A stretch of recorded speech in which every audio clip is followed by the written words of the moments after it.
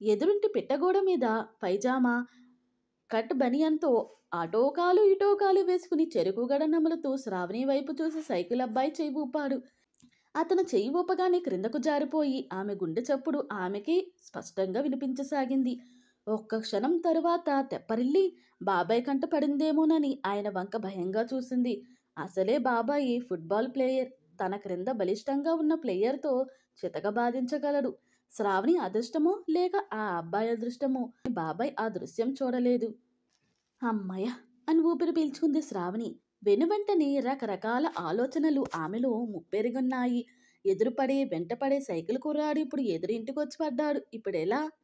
నా పరిస్థితి పెనంలో నుంచి వచ్చి పొయ్యిలో పడినట్లయిందే అనుకుంది శ్రావణి. ఆమెకు ఏం చెయ్యాలో పాలుపోలేదు. ఇక ఆ క్షణం నుంచి శ్రావణి పరిస్థితి వర్ణనాతీతం. బయటకొచ్చి చదువుతూ ఉంటే ఆ అబ్బాయి అక్కడ లేకపోయినా గుచ్చి గుచ్చి చూస్తున్నట్లు అనిపించేది.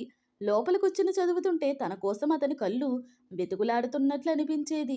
ప్రతిరోజు శ్రావణి కోచింగ్ సెంటర్కి వెళ్ళేటప్పుడు అతను ఎదురుపడడమో లేకపోతే అతను కాలేజీ నుంచి వస్తుంటే శ్రావణి అతనికి ఎదురుపడడమో జరుగుతూ ఉండేది. ఆ క్షణం ఆమె గుండెలో భయం, సిగ్గు, ఏవో చెప్పలేని భావాలు కమ్మేసేవి. ఆ రోజు ఆదివారం. శ్రావణికి క్లాసు లేదు. ఇంట్లోనే ఉంది. అప్పటికి వాళ్ళు కొత్త ఇంటికి వచ్చి వారం రోజులైంది. ఈ వారంలో ఆ అబ్బాయి అద్దెకుండే ఇంటి ఓనర్ గారి అమ్మాయితో శ్రావణికి కాస్తంత ముఖపరిచయం అయ్యింది. ఆ అమ్మాయి శ్రావణి కంటే చిన్నదే. బహుశా 10th క్లాస్ చదువుతూ ఉండవచ్చు. ఎర్రగా బుర్రగా చలాకీగా ఉంటుంది. నవ్వితే బుగ్గలు సొట్టపడతాయి. ఆ రోజు ఆ అమ్మాయి శ్రావణి ఇంటికి వచ్చి అక్కా ఏం చేస్తున్నావు అని మాట కలిపింది. తన పేరు శ్రీవాణి అని పరిచయం చేసుకుంది. మాటల్లో మా వేణు అనే భలే మంచివాడు, నాకు తెలియని పాఠాలు చెప్తాడు, తెలివైనవాడు అని చెప్పింది. శ్రీవాణి మాటలను బట్టి శ్రావణి ఆ సైకిల్ అబ్బాయి పేరు వేణుమాధవ్ అని గ్రహించింది. ఆ పిల్ల మాటలను బట్టి మంచివాడు తెలివైనవాడు అని గ్రహించింది. మీ స్వంత అన్నయ్య అని అడిగింది శ్రావణి. కాదు, మా ఇంట్లో అద్దెకి ఉంటాడు, కానీ స్వంత అన్నయ్య కంటే ఎక్కువ అని గొప్పగా చెప్పింది శ్రీవాణి. మీ అన్నయ్య ఏం చదువుతున్నాడు అని శ్రావణి అడిగింది. ఇంజనీరింగ్ 2nd ఇయర్ అని చెప్పింది శ్రీవాణి. అలా ఆ అబ్బాయి పేరు, చదువు వివరాలు శ్రావణికి తెలిసాయి. చదువుకుంటూ ఉంటే వేణుమాధవ్ శ్రావణి ఆలోచనలోకి వస్తూ డిస్టర్బ్ చేస్తూ ఉండేవాడు. అలా అలా చూపులతోటి పరిచయం పెరగకుండా శ్రావణి కోచింగ్ 2 నెలలు ముగిసింది. తమ ఊరు వరంగల్ బయలుదేరే సమయం ఆసన్నమైంది. బయలుదేరాలంటే శ్రావణికి ఎందుకు మనసులో అలజడి. ఆఖరికి ఆ రోజు రానే వచ్చింది. శ్రావణి, భార్గవ సూట్ కేసులో బట్టలు సర్దుకుని రిక్షా మీద బయలుదేరారు. ఇంటి ముందు రిక్షా ఎక్కుతూ శ్రావణి వేణు కనిపిస్తాడేమోనని ఆశగా చూసింది. కనిపించలేదు. మనసులో ఏదో తెలియని అసంతృప్తి. అతను కనిపిస్తే బావును అని మనసులో 1000 దేవుళ్లకు మొక్కుకుంది. రిక్షా వేణు చదివే కాలేజీ ముందు నుంచే వెళ్ళింది.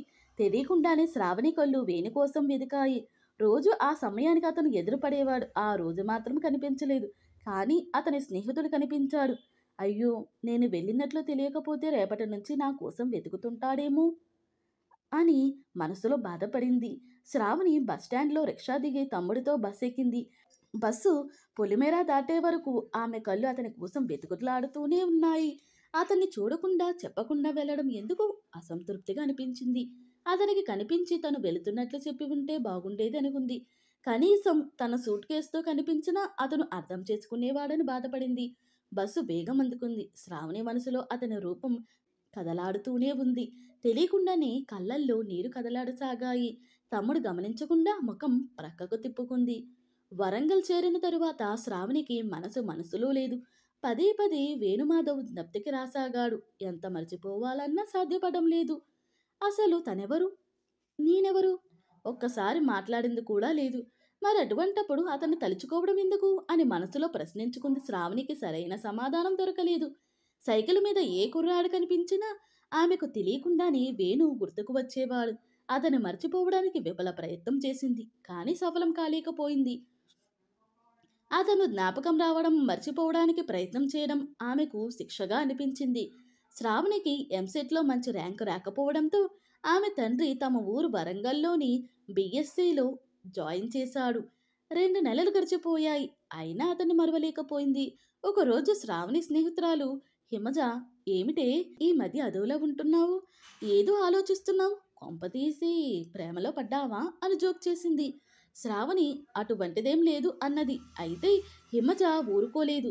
నీ ప్రేమ కథ చెప్పు అని బలవంతం చేసింది. మొదట శ్రావణి కొద్దిగా సందేహించింది.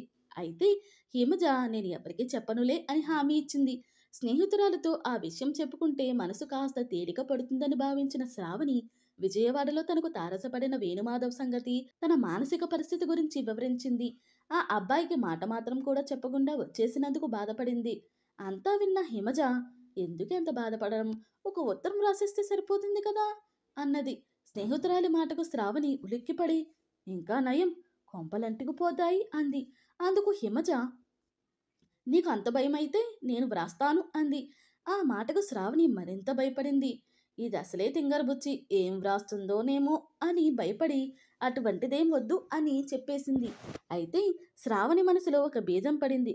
ఓహో, మన ఉత్తరం ద్వారా అతనికి నేను ఇక్కడికి వచ్చేసాననే విషయం తెలియబరచవచ్చు అని. అయితే ధైర్యం చేయలేకపోయింది. అలాగని ఉత్తరం రాసే ఆలోచన మానుకోలేకపోయింది. ఇలా తను సందిగ్ధావస్థలో ఉండగా కాలేజీలో ఒకరోజు తన ప్రక్కన కూర్చుని కృష్ణవేణి శ్రావణి నోట్బుక్లో వ్రాసుకున్న వేణుమాధవ్ అని పేరు చూసి ఎవరే ఈ వేణుమాధవ్ అని అడిగింది. శ్రావణి దాటవేయాలని చూసినా ఆ అమ్మాయి పడనివ్వలేదు. శ్రావణికి ఇక చెప్పక తప్పలేదు. అది విన్న కృష్ణవేణి హిమజ చెప్పినట్లే ఉత్తరం రాయమని చెప్పింది. శ్రావణి వద్దు, నాకు భయం అంది. అందుకు కృష్ణవేణి అయితే నేను ఉత్తరం రాస్తాను అన్నది. అప్పుడు శ్రావణికి ఒక ఆలోచన వచ్చింది. సరే, నీ పేరుతో నేనే లెటర్ రాస్తాను. ఎందుకంటే ఏం రాయాలో నీకంటే నాకే బాగా తెలుసు అంది. అందుకు కృష్ణవేణి ఒప్పుకుంది. ఆ రాత్రి శ్రావణి కృష్ణవేణి వ్రాసినట్లు వేణుమాధవ్కి ఉత్తరం వ్రాయడానికి ప్రయత్నం చేసింది. సినిమాలో చూపించినట్లు కాగితం మీద వ్రాయడం నచ్చక చించేయడం చేసింది. చివరికి ఒక ఉత్తరం ఫైనల్ చేసింది వేణుమాధవ్ గారికి. నా పేరు కృష్ణవేణి. నా స్నేహితురాలు శ్రావణి విజయవాడ కోచింగ్కి వచ్చినప్పుడు మీ ఇంటి ఎదుట ఉండేది. మీ ఇద్దరూ ఒకరినొకరు చూసుకునేవారట. మీతో చెప్పకుండా వచ్చేసినందుకు తెగ బాధపడిపోతున్నది అన్నట్లు తను మీకు గుర్తుందా?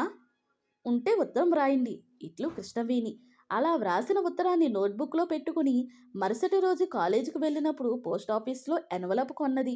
ఉత్తరం ఎన్వలప్లో పెట్టిన తరువాత చిరునామా ఏం వ్రాయాలా అన్న సందేహం వచ్చింది శ్రావణికి. వాళ్ళ బాబాయ్ ఇంటూ ఎదురే కాబట్టి సూచాయిగా వేణుమాధవ్, ఆపోజిట్ శివసదన్, పోలీస్ స్టేషన్ దగ్గర కృష్ణలంక, విజయవాడ అని వ్రాసింది. మరలా ఆ ఉత్తరాన్ని అంటించకుండా నోట్బుక్లో పెట్టింది. అప్పుడు శ్రావణికి మరో సందేహం వచ్చింది. ఉత్తరం అయితే వ్రాసింది, కానీ ఏ అడ్రస్కి అతను తనకు ఉత్తరం వ్రాయాలి? తను ఇంటి అడ్రస్ ఇవ్వలేదు. మరి ఎవరి అడ్రస్ ఇవ్వాలి? సమస్య మరలా మొదటికి వచ్చింది. శ్రావణి ఇలా తర్జన భర్జన పడుతూ ఉండగా ఆమె సమస్య కృష్ణవేణి ద్వారా తెలుసుకున్న పద్మావతి అనే అమ్మాయి, నా బాయ్ ఫ్రెండ్ నాకు ఉత్తరాలు మా పోస్ట్ మ్యాన్ అడ్రస్కు వ్రాస్తూ ఉంటాడు. ఆ పోస్ట్ మ్యాన్ పేరు శివయ్య. అతను బీట్ నెంబర్ 20. నీవు ఆ అడ్రస్ ఇవ్వు. అతను ఆ ఉత్తరం మనకు మాత్రమే అందజేస్తాడు అని సలహా ఇచ్చింది. శ్రావణికి ఆ సలహా నచ్చింది. ఆ ప్రకారం చిరునామా ఇలా వ్రాసింది శ్రావణి.